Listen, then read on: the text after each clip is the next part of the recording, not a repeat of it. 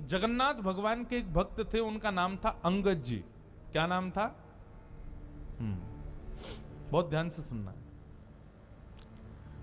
श्री अंगद जी जो थे, ये एक राजा के सेनापति थे, और राजा जो था ना, वो इनका भतीजा ही था। एक चरित्र सुनाऊं एक भक्त का, अंगद जी का, बहुत ध्यान से सुनना। अंगद जी अपनी पत्नी से बहुत प्रेम करते थे, और उनकी पत्नी सत्संग से बहुत प्रेम करती थी। ठाकुर जी की कथा, कीर्तन, वैष्णव वार्ता, इनमें उसकी बड़ी रुचि। लेकिन अंगद जी को कथा आदि में बिल्कुल कोई रुचि नहीं थी। अपनी पत्नी से कहते थे, सुनो, तुम खूब कथा सुनो, खूब मंदिर जाओ, जो तुमको करना है करो, पर मुझसे कभी नहीं कहना कि तुम करो, मेरे को कभी नहीं छेड़ना। पत्नी के मन में आता तो था कि ये भी भजन करें, लेकिन कोई बात नहीं, जैसी हरी इच्छा। अंगद जी रोज शाम को आते, पत्नी के पास बैठते, खूब प्रेम करते थे अपनी पत्नी से। एक दिन एकादशी का दिन था, आज एकादशी है। एकादशी का दिन बड़ा महत्वपूर्ण माना जाता है। तो एकादशी के दिन अंगद जी की पत्नी ने कुछ संतों को अपने घर बुलाया और सत्संग होने लगा घर में। प्रवचन ऐसे ही घर में बैठ के सब करने लगे। शाम को अंगद जी जब लौट करके आए, उन्होंने देखा घर में तो आज अलग ही रौनक है, इतनी सारी भीड़ आ रखी है, सब लोग नाच रहे हैं, गा रहे हैं, कीर्तन कर रहे हैं, कथा सुन रहे हैं। अंगद जी को बड़ा गुस्सा आया। मेरी आज्ञा के बिना मेरे ही घर में प्रवचन हो रहा है, मेरे ही घर में सत्संग चल रहा है, अरे कभी रोका तुमको कहीं जाने से? खूब जाओ, बाहर जाके कितना भी कथा सुनो, घर में क्यों करवा रही हो? अंगद जी ने जाकर के व्यासपीठ पर वैसे व्यास जी का अपमान कर दिया। बोले कि आपसे हाथ जोड़ के विनती है, तुरंत चले जाइए, ये मेरा घर है, मेरी अनुमति के बिना आप यहाँ कैसे आए? और सब लोगों से भी कहा, आप सबसे भी हाथ जोड़ के प्रार्थना, यहाँ से चले जाइए, ये कोई आश्रम नहीं है, घर है मेरा, चलिए निकलिए यहाँ से बाहर। पत्नी बोली, अरे सत्संग चल रहा है, अभी तो ऐसा मत करो। अंगद जी ने किसी की नहीं मानी, सबको भगा दिया। पत्नी को बहुत बुरा लगा। उसने मन में विचार किया, जो हरि का नहीं है उसको मैं अपना पति कैसे मान सकती? तजोरे मन, कल हमने ये पंक्ति गाई थी ना, हरि विमुखन को संग। कई लोग मुझको इस बात पर कह देते हैं, महाराज जी आप क्या शिक्षा दे रहे हो लोगों को? क्या ऐसे पति को छोड़ दें, पत्नी को छोड़ दें? तो इस प्रकार से तो गृह कलेश हो जाएगा। भैया देखो, एक बात आपको बताऊं, मानव का स्वभाव है, वो शरीर से यदि किसी को स्वीकार कर रहा है तो वो स्वीकार्य नहीं है, मन से स्वीकार करे वो स्वीकार्य माना जाता है। हम शरीर से किसी को अपना मानते हैं तो वहां पर हमारा संबंध पुष्ट नहीं होता। संबंध की पुष्टि तो हृदय से होती है, हृदय से आप उसको मानते हो कि नहीं। और कोई व्यक्ति यदि शरीर से ना भी हो, हृदय से यदि आप उसको स्वीकार कर चुके तो निश्चित है आपका संबंध पक्का है।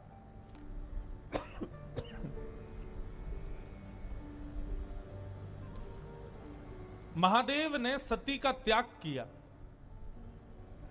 लेकिन ऐसा नहीं कि सती को कैलाश से ही कह दिया हो कि आप चली जाओ अपने मायके में जाकर करो ना। बस मानस जी में गोस्वामी जी कहते हैं, बगल में जो आसन लगाते थे उसको सामने लगा दिया, बस इतना ही त्याग किया।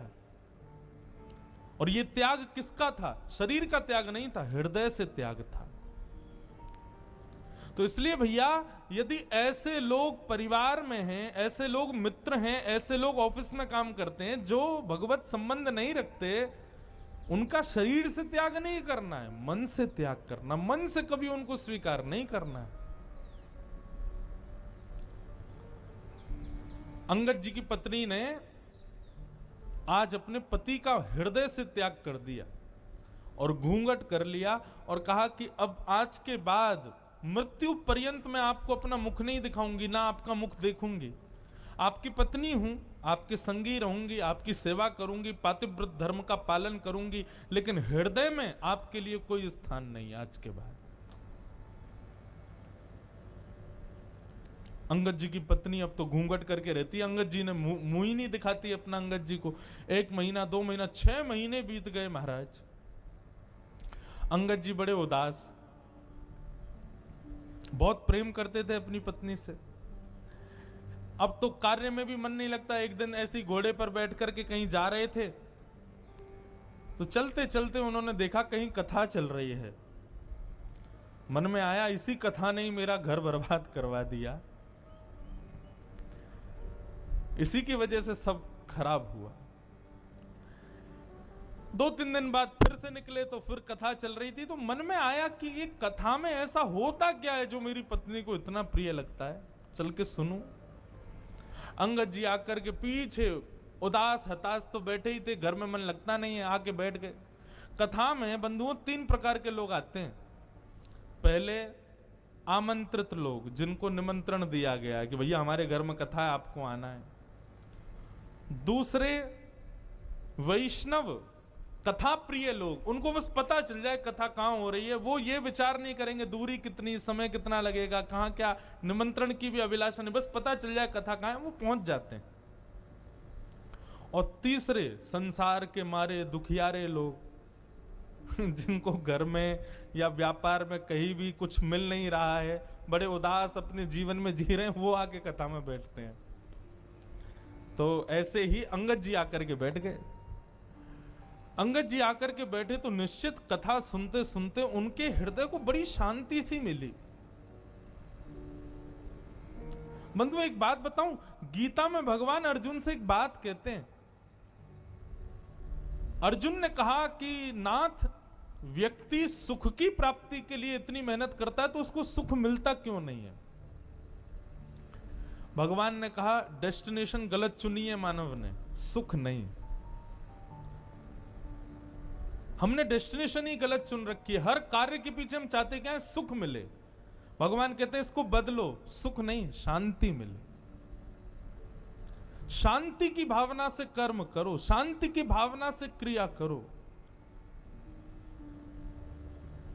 हम क्या करते हैं? हमको सुख मिले, ऐसा करूं इतना मिल जाएगा, ये करूंगा वो करूंगा, ऐसा बनाऊंगा, ऐसे बैठा करूंगा, ऐसा कमरा, ऐसे सोफे, ऐसा, ऐसी पत्नी, ऐसी गाड़ी, ये सब सुख जन्य हम लोग कर्म करते हैं और वही सुख हमको नहीं मिलता। फिर आप अपने क्रिया के पीछे उद्देश्य शांति रखो, भगवान कहते हैं तब मानव प्रसन्न रहेगा। क्योंकि अर्जुन, सुख की भी एक लिमिट होती है, उससे ज्यादा यदि मिल जाए तो व्यक्ति दुखी हो जाता है।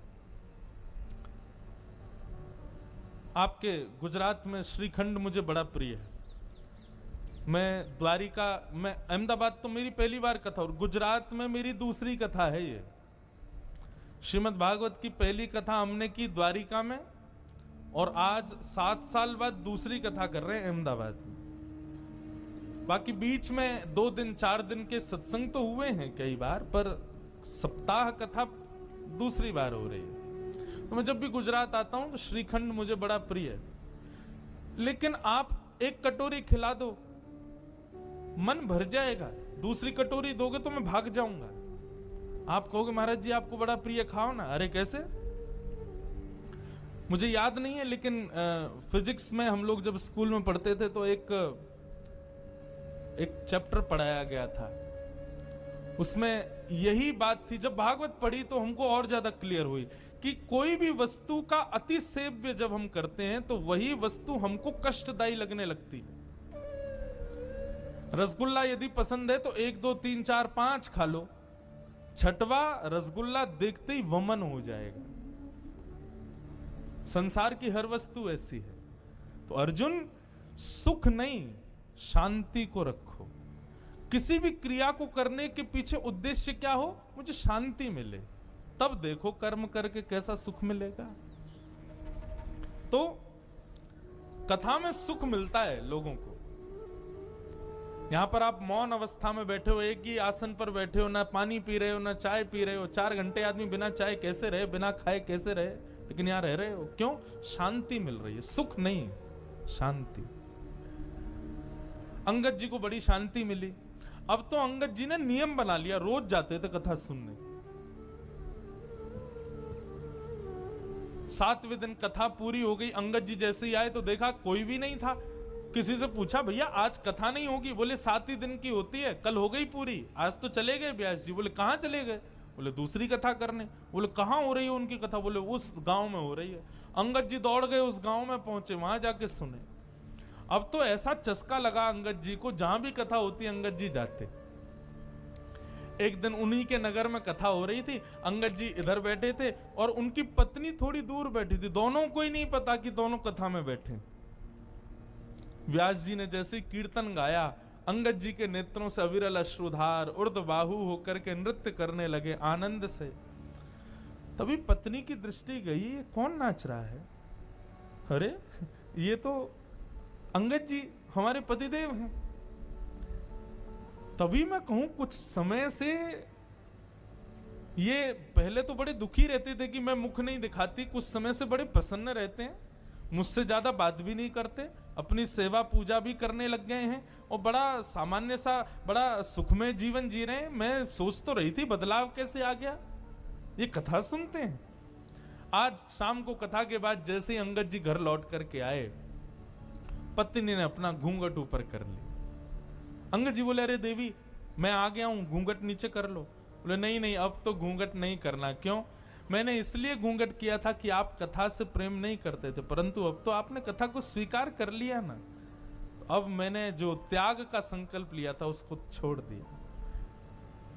अंगद जी बोले, वो बात तो ठीक है, लेकिन मैं तुमको सत्य बताऊं, जब से मैंने कथा सुनना प्रारंभ किया ना, मुझे पहले तुम्हारे रूप में बड़ी आसक्ति थी, पर अब मुझे वो आसक्ति नहीं है।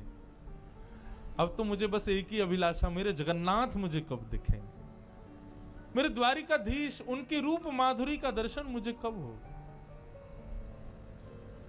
ऐसा अंगद जी का जीवन। बंधुओं, अंगद जी ने अपनी पत्नी से कहा, देवी अब हम दोनों वैष्णव हो गए, चलो हम जगन्नाथपुरी दर्शन करने चलेंगे। लेकिन अभी अभी सुना है कि एक बहुत बड़े युद्ध के लिए राजा के साथ मुझे जाना है, युद्ध से जब वापस आ जाएंगे फिर हम जगन्नाथपुरी चलेंगे। ठीक है। युद्ध में अंगद जी गए, जाकर के युद्ध किया। युद्ध का नियम होता था, जो राजा हारता था उसका सारा धन हड़प लिया जाता था और जीतने वाले राजा को दे दिया जाता था। अंगद जी जब उसका सारा धन लेने लगे तो वहां एक अद्भुत मणि थी। उस मणि को देख करके अंगद जी बड़े प्रसन्न हो गए। बोले, बड़ी सुंदर मणि है, मुझे ठाकुर जी को कुछ निवेदित करना है, ठाकुर जी को मैं जगन्नाथपुरी जाऊंगा, कुछ देना है। कोई बात नहीं, मैं ये मणि अपने संग ले जाता हूं, ये ठाकुर जी को दे दूंगा। और उस मणि को अंगद जी ने अपनी पगड़ी में छुपा लिया। थी तो वो चोरी, लेकिन अंगद जी का भाव क्या था कि मुझे ठाकुर जी को देनी है।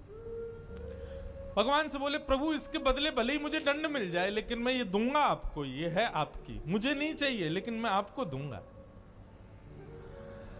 किसी सैनिक ने जाके राजा को बता दिया कि अंगद जी ने एक मणि को अपनी पगड़ी में छुपा लिया।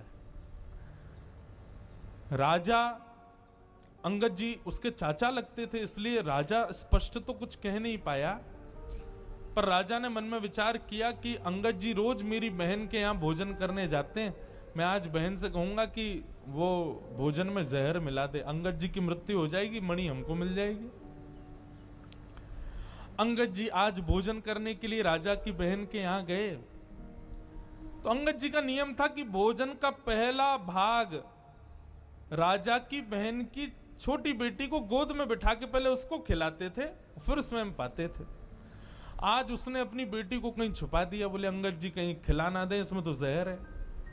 अंगद जी भोजन करने बैठे, कहा बिटिया चलो लाओ अपनी बेटी को लेके आओ, उसको मैं थोड़ा खिला दूं फिर मैं पाऊं। बोले मेरी बेटिया तो आज माँ के पास गई है, मेरी मायके गई है, आज वो है नहीं, तो आप आज अकेले ही पालो। अंगद जी बोले, बेटा ये तो मेरा नियम है, उसको खिलाए बिना तो मैं कभी नहीं खाता। अरे वो मेरी प्राण प्यारी है, मैं उसको साक्षात जगदम्बा के स्वरूप में देखता हूं, पहले उसका भोग लगाता हूं तब पाता हूं, अब जब तक उसका भोग नहीं लगेगा मैं तो नहीं पाऊंगा। तो राजा की बहन ने सोचा, ये मेरी बेटी से इतना प्रेम करते हैं और मैं इनको जहर दे रही हूं। उसने थाली उठा ली, बोले कि ये पूरा भोजन ही आपके लायक नहीं है चाचा जी, इसमें मैंने विष मिला दिया है। अंगद जी ने थाली पकड़ी, बोले तुमने इसमें विष मिला दिया? बोले हाँ। बोले क्यों? मेरे भाई को वो मणि चाहिए जो आपने पगड़ी में छुपा रखी, इसलिए उसने मुझसे कहा कि विष दे दो। पर आपका प्रेम देख करके मेरा मन हो रहा है कि मैंने बहुत बड़ा अपराध किया, मैं ये विष आपको नहीं दे सकती। अंगद जी बोले वो सब बात छोड़ो, ये बताओ क्या तुमने इस थाली का भोग लगाया था भगवान को? उसने कहा हाँ, भोग तो मैंने लगाया था। बोले तुमने विष वाला भोजन ठाकुर जी को खिला दिया? बोले क्योंकि आप बिना भोग लगाए पाते नहीं है, इसलिए भोग तो मुझे लगाना पड़ा। अंगद जी बोले अब तो इसको मैं ही पाऊंगा, जब विष ठाकुर जी ने पा लिया तो मैं कैसे छोड़ूं? और अंगद जी जबरदस्ती हठ पूर्वक उस थाली को लेकर के बैठ गए और एक एक कवल खाने लगे।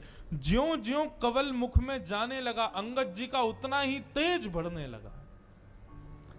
ये आश्चर्य देखकर के राजा की बहन नतमस्तक हो गई। जाको राखे साइया मार सके ना कोई, बाल न बाका कर सके जो जग बैरी हो। बंधुओं, प्रसाद मान करके पाया, इसलिए विष्णु ने भी कुछ नहीं किया। ये लीला तो मीरा के साथ भी हुई, ये लीला तो ध्रुव के साथ भी हुई, ये लीला तो प्रहलाद के साथ भी हुई। विष उनको भी पिलाया गया, लेकिन भगवत प्रसाद मान करके पाया, कुछ नहीं हुआ।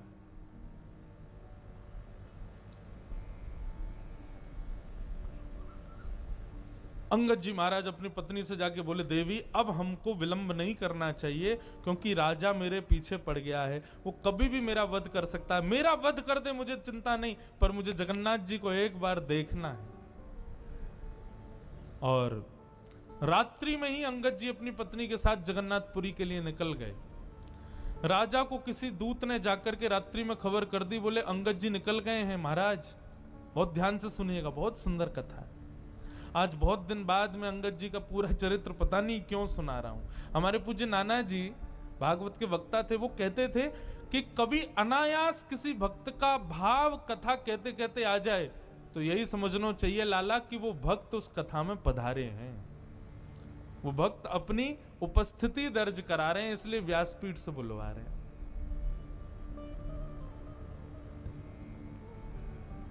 तो अंगद जी जाने लगे, बीच रास्ते में ही राजा के सैनिकों ने बंदी बना लिया। सैनिकों ने कहा हम तुमको छोड़ देंगे, बस मणि हमारे हवाले कर दो। अंगद जी बोले जिनके लिए वो मणि है मैं उन्हीं को ही दूंगा। मैंने चोरी की, मुझे आप बंदी बना लीजिए, जीवन भर के लिए कारावास दे दीजिए, लेकिन पता नहीं क्यों जब से मैंने उस मणि को देखा है मेरे मन में आया कि मैं पहली बार जगन्नाथ जी को कुछ दूंगा तो ये मणि ही दूंगा। मैं मानता हूं कि मेरा पाप है, परंतु मैं क्या करूं, मैं अपने नाथ को कुछ देना चाहता हूं, वो उन्हीं के लिए है।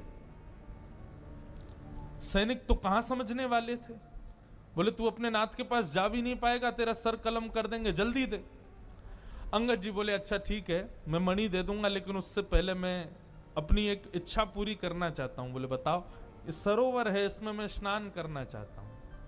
सैनिकों ने चारों ओर से घेर लिया और अंगद जी जैसे ही सरोवर में गए, स्नान करते हुए कहा हे जगन्नाथ, मैं अभी आपके पास नहीं आ पा रहा हूं, लेकिन आप तो मेरे पास आ सकते हो ना, मेरी मणि स्वीकार करो, मेरा ये छोटी सी भेंट आपके लिए, इसको स्वीकार करो।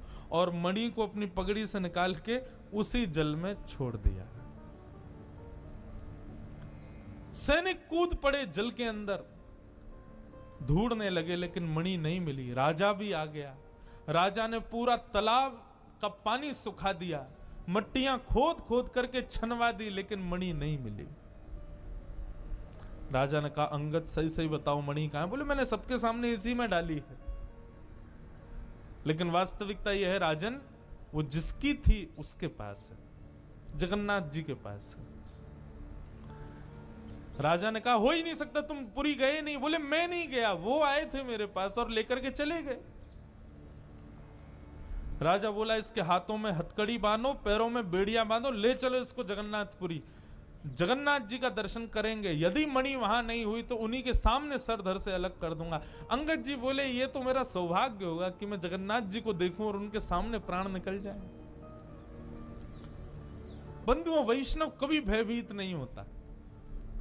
अंगद जी के हाथों में हथकड़ियां, पैरों में बेड़ियां, सैनिकों ने नंगी तलवार गले में रखी है, और जैसे ही पूरी जगन्नाथ के मंदिर में प्रथम बार प्रवेश किया अंगद जी ने, और जैसे ही महाप्रभु श्री जगन्नाथ जी को देखा है, उनके मुखमंडल का दर्शन किया, दर्शन करते ही क्या पाया, श्रृंगार में ठाकुर जी की ठोड़ी के नीचे सबसे श्रेष्ठ माला के रूप में वो मणि ही ठाकुर जी को पधराई हुई थी, श्री जगन्नाथ जी के गले में धारण करा रखी थी। राजाओं ने, सैनिकों ने जब ये दृश्य देखा कि श्री जगन्नाथ जी के गले में वो मणि, नतमस्तक हो गए अंगद के आगे। तो तुम्हारी भक्ति को प्रणाम है अंगद।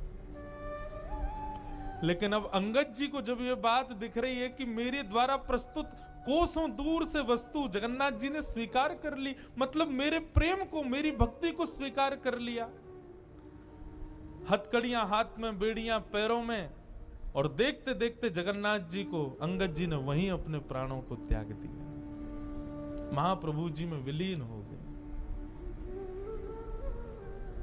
ऐसी प्रेम लक्षणा भक्ति श्रीमद् भागवत प्रदान करती। मैं कहता हूं अपनी कथाओं में, भागवत जी नहीं होती तो हमें कभी मीराबाई नहीं मिलती, श्रीमद् भागवत नहीं होती तो हमें कभी सूरदास नहीं मिलते, श्रीमद् भागवत नहीं होती तो ऐसे प्रेम युक्त वैष्णव भक्तों के चरित्र हमें कभी नहीं मिलते, क्योंकि इन सबका सृजन भागवत नहीं किया है। तो भागवत किसको देती है? श्री कृष्ण को प्रदान करती है।